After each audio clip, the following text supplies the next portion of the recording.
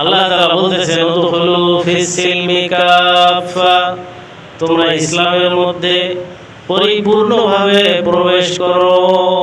পরিপূর্ণ, কিছু মানবে কিছু মানবে না সেটা হবে না। হবে নাকি?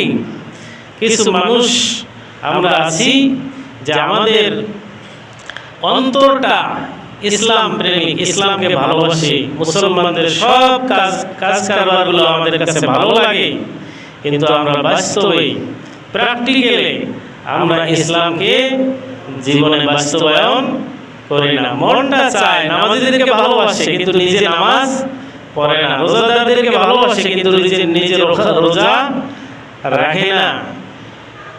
এইভাবে কিছু মানুষ আছে যে তারা আন্তরিকভাবে মুসলমান কিন্তু প্র্যাকটিক্যালি তারা মুসলমান নয়। আর কিছু মানুষ আছে প্র্যাকটিক্যাল মুসলমান, অঙ্গ প্রত্যঙ্গ দিয়ে সকল আমল করতেছে, নামাজ আদায় করতেছে, রোজা করতেছে, হজ করতেছে, যাকাত দিতেছে, সব করতেছে, কিন্তু অন্তরে ইসলাম নাই। এমনও আছে, হয়তো বলবেন এটা আবার কেমন কথা, অন্তরে ইসলাম নাই, তার মানে ইসলামের প্রতি সন্তুষ্ট নয়, সব আমল করে ঠিকই